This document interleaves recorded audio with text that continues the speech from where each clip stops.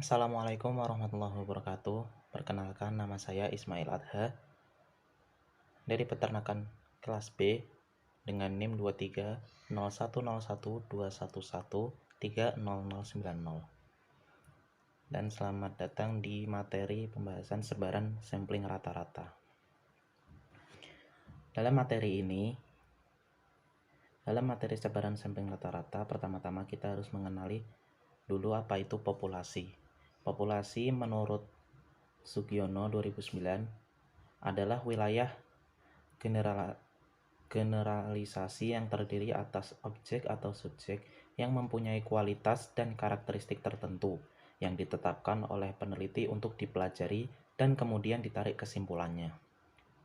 Dalam sebaran sampling, banyaknya pengamatan yang dilakukan terhadap suatu populasi disebut ukuran populasi dan disimbolkan dengan huruf N besar.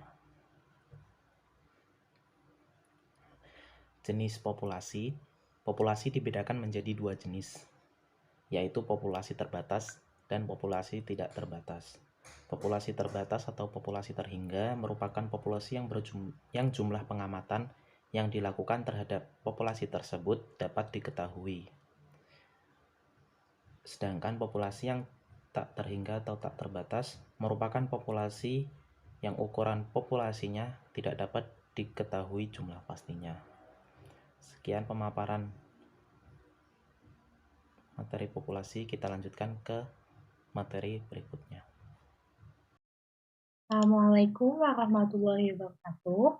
Perkenalkan, nama saya Rosyana Latifah dengan NIM 23010121130123. Di sini, saya akan menjelaskan mengenai apa itu sampling. Sampling atau biasa dikenal dengan sampel adalah bagian dari beberapa karakteristik yang dimiliki oleh sebuah populasi yang digunakan dalam suatu penelitian. Untuk sampel itu sendiri diambil dari populasi yang benar-benar mewakili atau representatif dan valid, yaitu mengukur sesuatu yang seharusnya diukur. Untuk manfaat sampling itu ada untuk menghemat waktu, dapat menghemat biaya dalam penelitian, dapat menghasilkan data yang lebih akurat. Kita masuk saja ke contoh soal dari sampling. Seorang mahasiswa melakukan penelitian terhadap 100 ayam broiler di suatu peternakan. Mahasiswa tersebut meneliti bobot ayam broiler di bulan Maret. Mahasiswa mengambil 15 ayam untuk ditimbang bobotnya sebagai sampel penelitian. Dalam soal ini, yang menjadi sampel adalah 15 ayam yang digunakan sebagai penelitian. Sekian, terima kasih. Perkenalkan, nama saya Nabila Putri Musafaah dari kelompok Statistika 8 akan menjelaskan materi tentang sebaran sampling rata-rata. Sebaran sampling rata-rata ialah distribusi dari sebaran rata-rata yang muncul dari sampel. Sebaran sampling rata-rata diartikan sebagai sebaran sampel dari suatu populasi yang didapat dengan menghitung statistik rata-rata untuk jumlah sebesar sampel yang diambil dari populasi yang sama. Jika dari suatu populasi yang jumlahnya data seluruhnya adalah N, maka memiliki rata sebesar mu dan simpangan baku diambil sampel sebanyak N buah, maka rata sampel itu sebesar X bar dengan simpangan baku S. Assalamualaikum warahmatullahi wabarakatuh. Perkenalkan, nama saya Muhammad Raihan Ardiansyah dari kelompok 8 Praktikum Statistika Peternakan B. Saya akan menjelaskan rumus-rumus dari sebaran sampling rata-rata. Jadi yang pertama, untuk populasi tidak terbatas ada 3 rumus, yaitu sebagai berikut, bisa kalian lihat di sini ya. Lalu untuk populasi terbatas ada 3 rumus pula. Keterangannya adalah ukuran sampel dilambangkan N, rata-rata sampel dilambangkan X, standar deviasi sampling digambarkan oleh S, standar deviasi populasi dilambangkan oleh simbol berikut, rata-rata pada distribusi sampling rata-rata disimbolkan oleh simbol berikut, Standar deviasi pada distribusi sampling rata-rata disimbolkan sebagai berikut.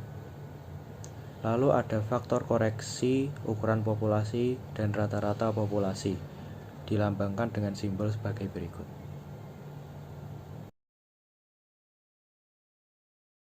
Perkenalkan, nama saya Sanjaya Madar Rajasa dengan NIM 230 101 211 30093. Di sini saya akan menjelaskan tentang contoh soal sebaran sampling rata-rata. Di soal yang pertama kita mempunyai sebuah populasi dengan N besar 5 dan dengan data 6, 8, 9, 12, 15. Dan diambil sampel berukuran N sama dengan 2 dengan pengembalian. Berapa rata-rata sebaran sampling dan standar deviasi sampling tersebut? Pertama, mencari banyaknya sampel yaitu dengan pengembalian, maka N kuadrat yaitu 5 kuadrat sama dengan 25. Nah, di sini banyaknya sampel yang ada yaitu 25, kemudian masing-masing dicari rata-ratanya sehingga didapatkan rata-ratanya 6, 7, 7,5, 9, 10,5 dan seterusnya. Setelah itu, cara menghitung rata-rata sebaran sampling adalah dengan menjumlahkan rata-rata dari masing-masing sampel, kemudian dibagi dengan 25. Jumlah rata-rata dari masing-masing sampel adalah 250, dan dibagi dengan banyaknya sampel yaitu 25, sehingga didapatkan rata-rata sebaran samplingnya adalah 10. Sedangkan untuk mencari rata-rata dari populasi, yaitu dengan cara menjumlahkan datanya, yaitu 6, 8, 9, 12, dan 15 dibagi dengan 5, yaitu 50 dibagi 5 sama dengan 10. Dengan begitu didapatkan rata-rata sebaran sampling sama dengan rata-rata populasi. Kemudian cara mencari standar deviasi sampling. Caranya adalah mengurangkan semua data dengan rata-rata, kemudian dikuadratkan, dijumlahkan dibagi dengan 5, lalu diakarkan. Diperoleh 50/5 diakarkan yaitu akar 10 sama dengan 3,16. Itu merupakan simpangan baku atau standar deviasinya. Sedangkan untuk simpangan baku atau standar deviasi dari sebaran sampling tersebut adalah rumusnya simpangan baku dibagi akar N. Diperoleh tadi simpangan bakunya adalah 3,16 per akar N yaitu akar 2. Akar 2 nilainya 1,41 sehingga diperoleh standar deviasi sebaran sampling rata-rata yaitu 2,24.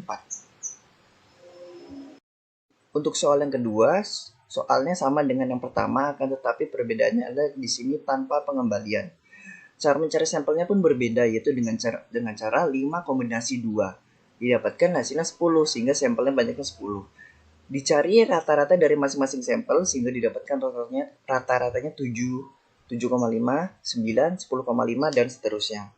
Kemudian mencari rata-rata sebaran sampling, yaitu dengan cara menjumlahkan rata-rata masing-masing sampel dibagi dengan banyaknya sampel, yaitu 10. Sehingga 100 dibagi 10 sama dengan 10. Sedangkan untuk rata-rata populasi, yaitu dengan menjumlahkan banyaknya data dibagi dengan 5. 50 dibagi 5 sama dengan 10. Sehingga diperoleh rata-rata sebaran sampling itu sama dengan rata-rata populasi.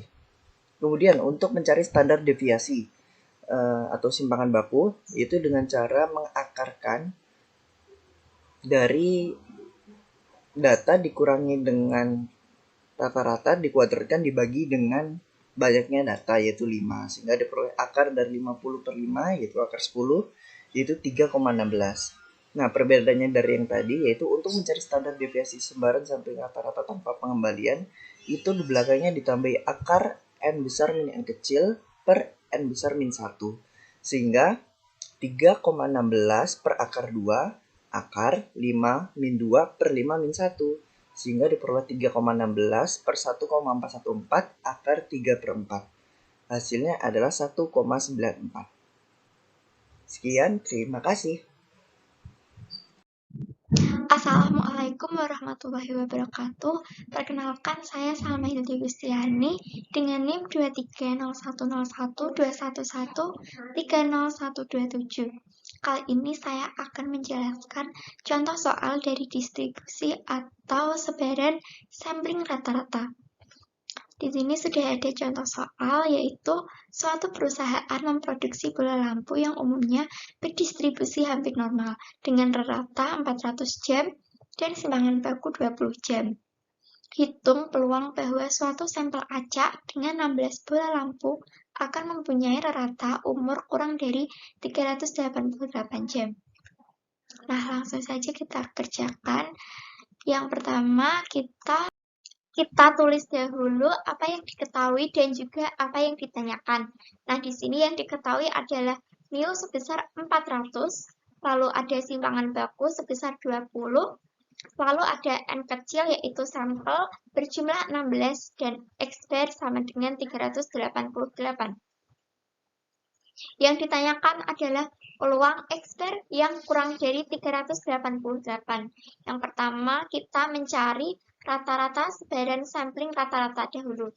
Nah, kita ketahui bahwa rata-rata dari sebaran sampling rata-rata ini nilainya sama dengan mu, yaitu 400. Lalu kita hitung juga simpangan baku sebaran sampling rata-rata dengan rumus to dibagi akar N sama dengan 20 dibagi akar 16 sama dengan 20 dibagi 4 dan hasilnya 5.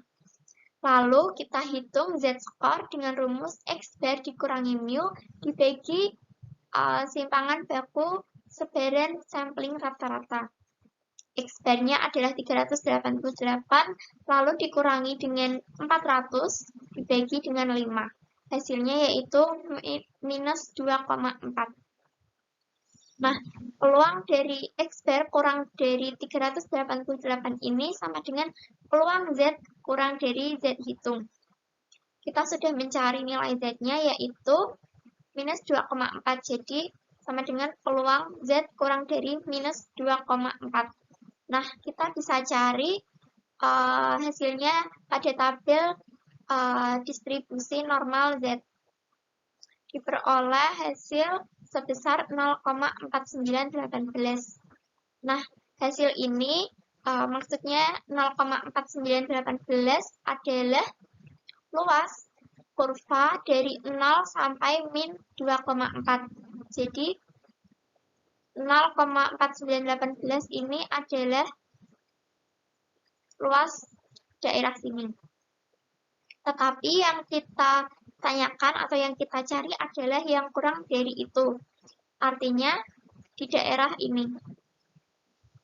Nah, untuk mencari itu kita kan ketahui bahwa setengah dari kurva itu nilainya masing-masing 0,5.